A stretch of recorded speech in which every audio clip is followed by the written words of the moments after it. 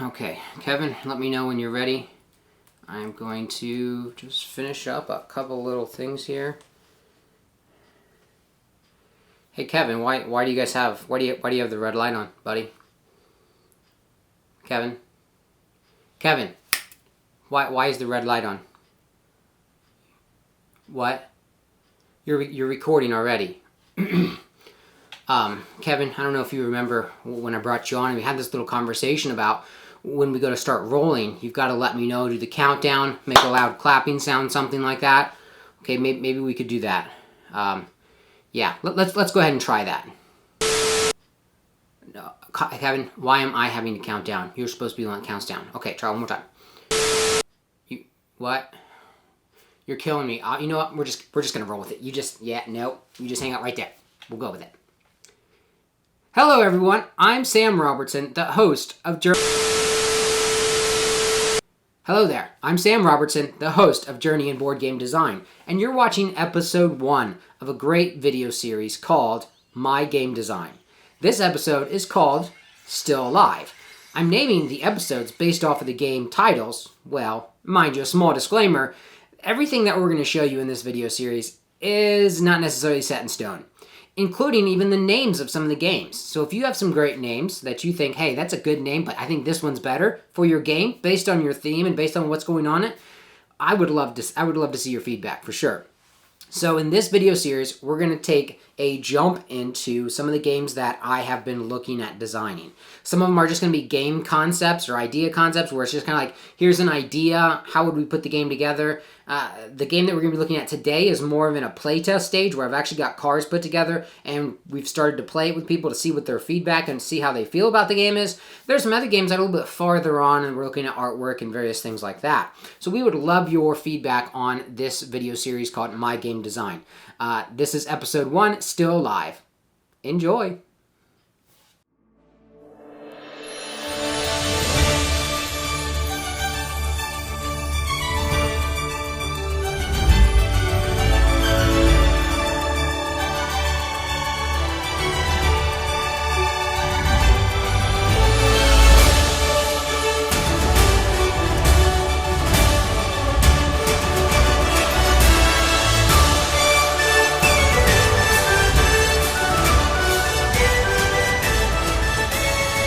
Okay, quick disclaimer before we jump into this. First one, everything you see in the game here, components, the wording, the cards, even somewhat the theme, this is all early playtesting stage. Everything on this could potentially change as we go through the design and as we go through production and stuff for this game.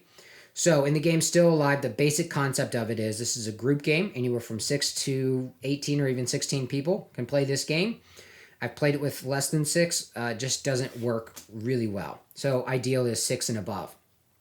The way this works is, let's say in our example, you're going to start with 10 characters. At the end of each round, 5 people are going to live and 5 people are going to die. You are basically using these cards to convince everybody else at the end of the round that you are vital to the survival of the group and you must stay in the game. You cannot be eliminated. Mind you, after every round, all the characters come back in and you just start a completely different event up. Okay, so the first thing you do at the beginning of the round is you're going to read an event card. This is going to be the black cards over here, and I'll just read it out loud for you. It's a major earthquake. You barely make it off the ground in a Boeing 757 before the earth under you starts to crush and fall away. The plane will be able to stay in the air for 48 hours. After that, no one yet knows. So we'll just set this aside over here. And this is completely up to the interpretation of the players involved. So we might be looking at this and saying, okay, we have to survive and make it back down to the ground. So the 5 most vital people to getting the plane back down to the ground is what's most important. Well, then you might have somebody else that says, no, what it actually is we're going to get back down to the ground safely one way or another. It's once we get back down to the ground, that's when we have to determine who's vital and who's not vital, because if the earth is completely destroyed by this earthquake, we might be starting from scratch. So some of these events are kind of up to the interpretation of the characters. And sometimes everybody will go one way, and sometimes half of the group will go one way, half of the group will go with another idea. And it's very interesting to see as people try to convince the other group of what our scenario really is. So after the event card is read out loud, Everybody's going to draw 3 career cards, which are the red ones. They're going to draw 3 of the hobby cards, which are blue ones, and you're going to keep 1 of each one of those. The other ones, you can just discard back in a pile here. They're then going to take 3 of these pink cards, which I'm referring to as life cards. They really work as like a wild or something. It just adds flavor to the game. And they're going to keep 2 of the pink ones. So you're going to discard their 3rd pink card. And then they're going to take 1 of these white blank cards. And they're going to be able to take, this right here is going to allow them to write up to 2 words on the card, which can only be 1 item. So the 2 words have to be descriptive of 1 item. So example would be a water bottle, an ammo case, master key, light, etc., etc. That they get to take this item with them into the event. However, the downfall to that is everybody's going to have 1 of these white cards. And if you end up writing something that is too similar to the next person, then you could both possibly lose your event cards. So you want to make sure you write something that's going to benefit you, but isn't going to be something that everybody else is going to pick. So a good example is I've got these cards up here as an example. We have got Kevin, which is going to be our first player, Kelly, and then we have Kyle over here. So as Kevin is playing throughout the game, he goes to reveal his card, and it says Ammo Pack. Hopefully you guys can see this with the camera. And then later on in the game, Kelly's turn, she goes to reveal hers, and it says extra bullets. And then everybody's like, wait a minute, that is way too close. Ammo pack, extra bullets, that is way too close. You guys cannot have those cards. And so the group agrees that that is accurate, and so both of their cards get eliminated. So now both Kevin and Kelly have just lost their ability of having that white card. Basically, that was kind of like they're wild. They could write down whatever they wanted on it.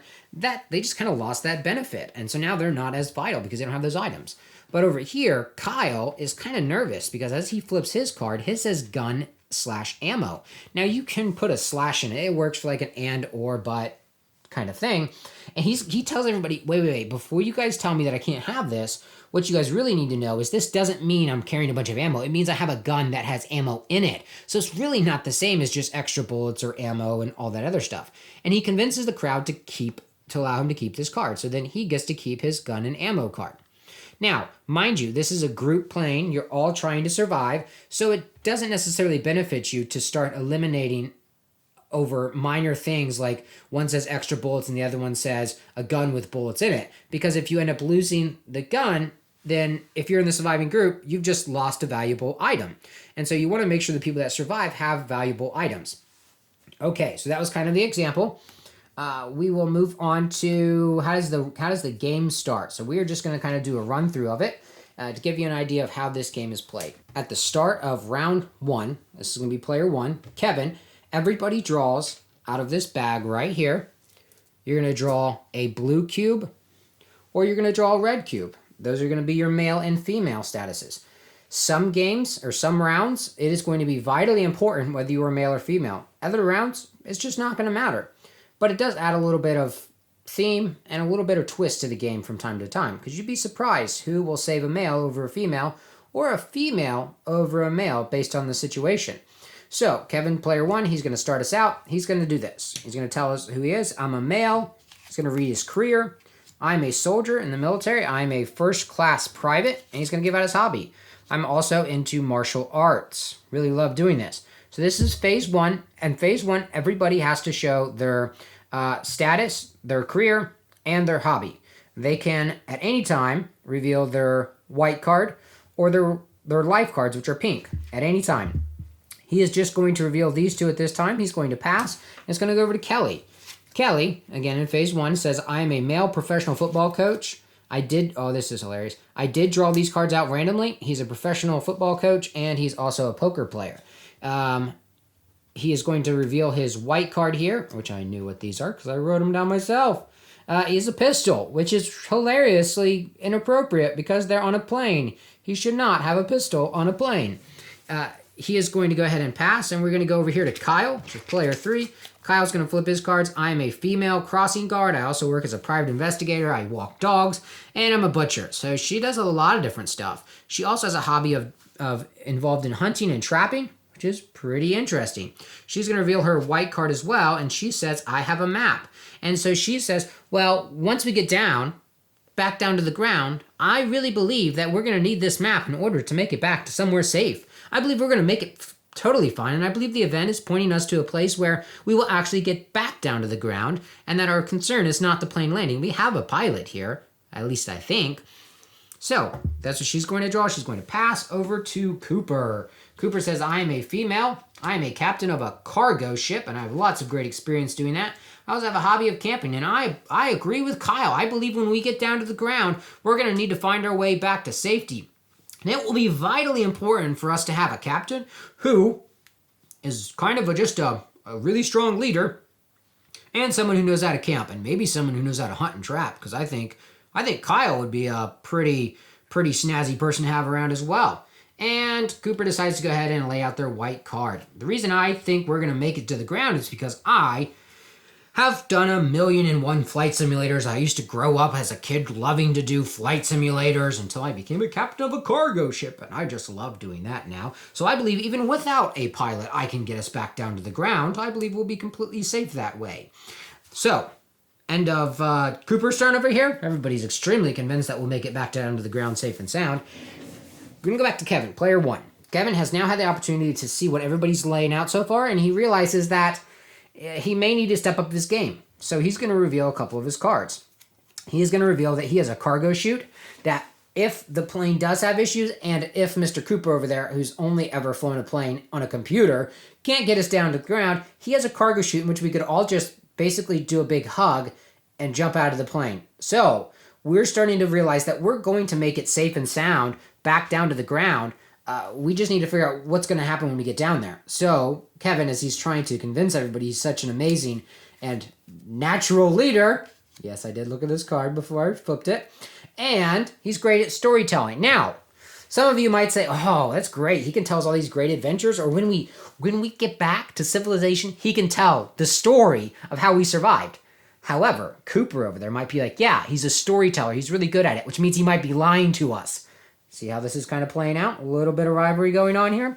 And so he's going to pass. We're going to go over here to Kelly. Kelly is going to look at her cards, and she is just going to play 1 in phase 2. She says, she's going to basically state who she is. I'm a male professional football coach who loves to play poker. I also have a pistol with me, which is interesting. I have photographic memory, and so anything I've seen, I can basically bring back up. Kyle's like, wow, I have got very little going for me. I am basically a glorified dog walker with a map and ability to go hunting and trapping. So he says, I'm a female, blah, blah, blah, reads off all their stuff, and he's going to lay down both of his cards. So let's see which one he wants to do. He is going to lay down this pink one on himself. He has adaptive muscle memory, which means he has the ability to execute any physical action that he has ever seen flawlessly. Great. And he's going to go ahead and throw one of his wild cards, his life cards, onto somebody else. So in this game, you can play the pink cards on yourself, or you can play them on someone else.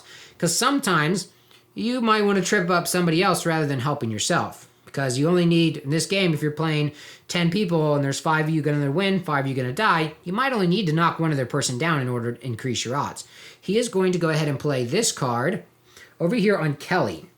He is going to play the card Impulsive. So we would read off, Kelly would say, I am a male professional football coach. I love to play poker. I have a pistol. I have photographic memory, and I'm just slightly impulsive. Now you have to read these cards off as their facts. You cannot take them and read them differently than what they really are. So he's impulsive. So now she has the opportunity, even though it should be going to Cooper's turn, she still has the opportunity because she has one of these cards left. It has kind of technically come back around to her. She could lay this on herself, or she could lay it on somebody else. So she is looking at the odds and saying, okay, which one of these poses the biggest threat? And she is going to lay this card on Kevin, because Kevin is really up there in the top. She lays what is called a wild card. So on the wild card, it says this card can only be used on someone other than you. There are wild cards that you can play only on others, and there are wild cards that you can only play on yourself. This one is going to be played on Kevin. And then she's going to basically state what that wild card does. She can basically give one word for it.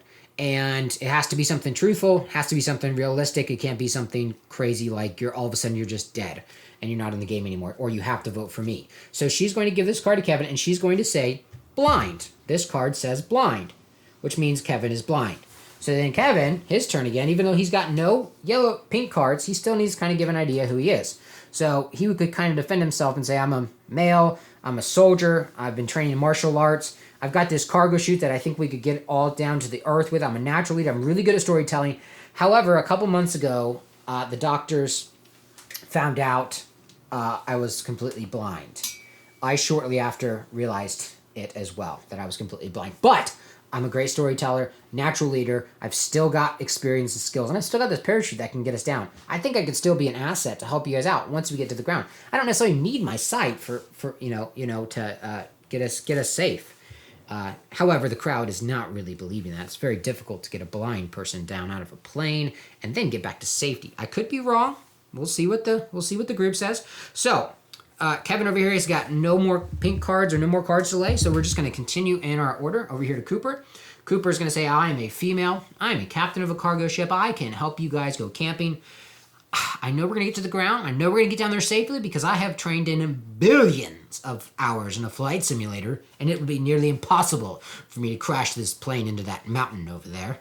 And then she's going to go ahead and lay her cards. She's going to say, oh, just another reason to keep her alive. She's sexy and she's logical. No comment. So that would be the end of phase 2. We'd be going into phase 3, which is the elimination round. And so we'd go back to Kevin and we'd start with Kevin. This is where I would love people's feedback because this is where I'm getting tied up in. This is how do we determine how to vote? I've kind of tried a couple different ways. One of the ways, and the ones I'm working with now, is where everybody gets to vote yes or no. So we would say, okay, we're voting on Kevin. Kevin gets to basically give his defense again real quick if he wants to. Everybody puts their thumb out straight. We go 3, 2, 1, vote. If you want him alive, thumbs up. If you want him to not be alive, thumbs down. However, the issue with this is as people play the game, they start to meta a little bit, and they realize if there's 10 people and only 5 are going to survive, we've already voted 2 people in that are really good and that they need to be in.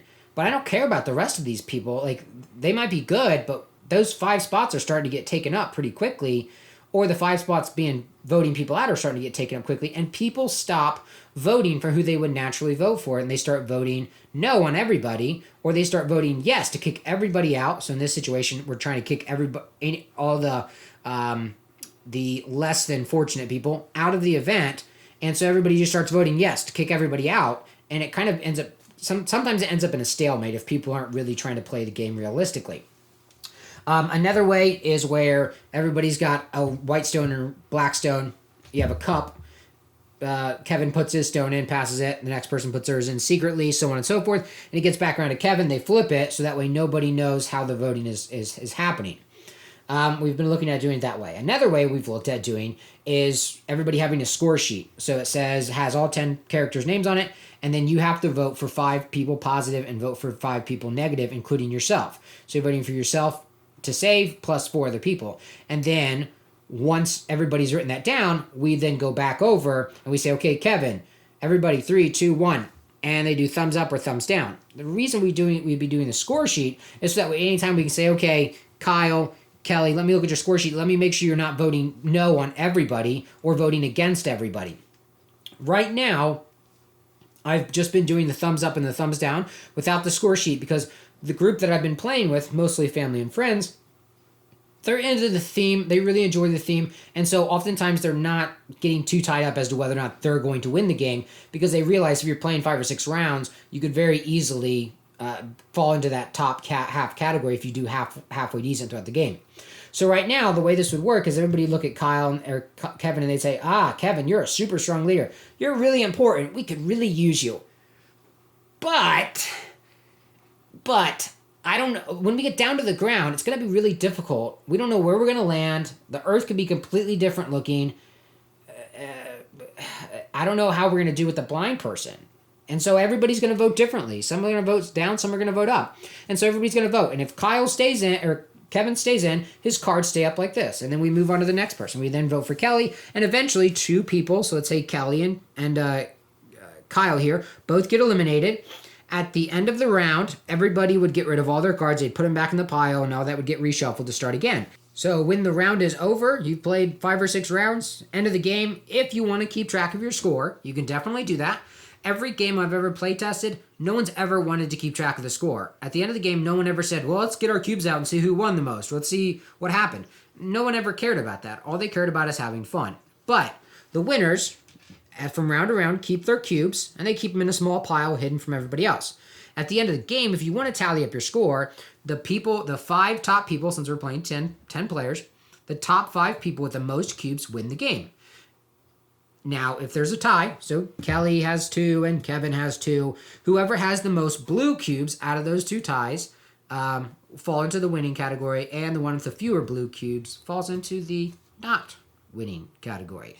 So, that is the game Still Alive. I would love to hear your feedback. I would love to hear what you think about the different mechanics, what we should change, what is really cool, what sounds fun. Every game I've played, people really just enjoy the white cards, even though all these other colored cards are kind of just a randomness added into the game. People really love being able to play a game and know that they wrote 1 word down or 2 words down, and that they were able to save themselves, or they were able to change the game based on what they wrote. I can speak from experience. A couple games I've played where I had gotten a career and a hobby that was just awful. It was awful. And also my wild or my life cards, they were horrible. No help whatsoever. Or my pink cards actually made me less valuable to the group because I had the cards and I couldn't play them on somebody else based on how the cards were written.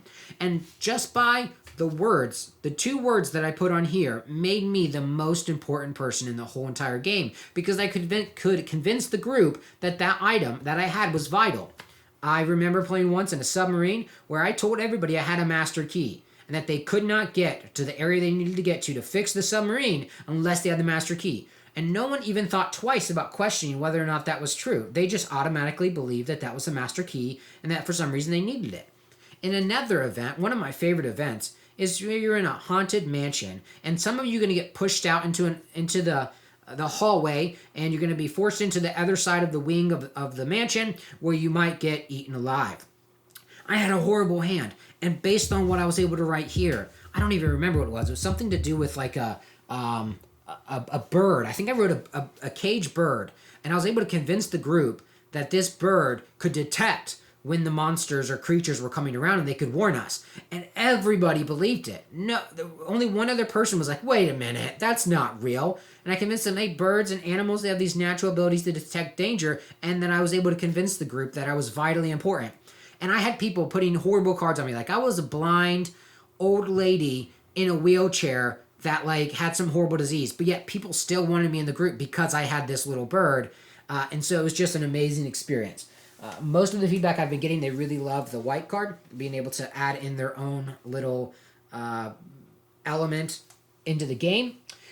The downside, the negative feedback that I've been getting is the voting system. Is oftentimes there'll be a few people that will realize that they're not going to get voted in, and they'll just kind of clock out of the game. Or they know that there's 3 other people that won 2 rounds, and now if they want to have a chance of fitting into the top 5, they need to vote against these other 2 people. And so they're kind of metagaming it, which kind of breaks it. So I would love to hear your guys' feedback in regards especially to the voting system. And maybe down the road, I will get some live playthrough of our group the next time we actually get together and play it. I hope you enjoyed episode 1 of our My Game Design series called Still Alive. You can find out on our screen some places where you can follow us on social media. We would love to see your feedback, comments, and follows, and kind of your thoughts. We'd love to see what you're designing as well. Here are a couple places that I go on a regular basis just to see news and to find out about new games coming to our area. So definitely check them out. Give a like and follow for them as well. And I'm Sam Robertson, the host of Journey in Board Game Design. And you, have a wonderful day.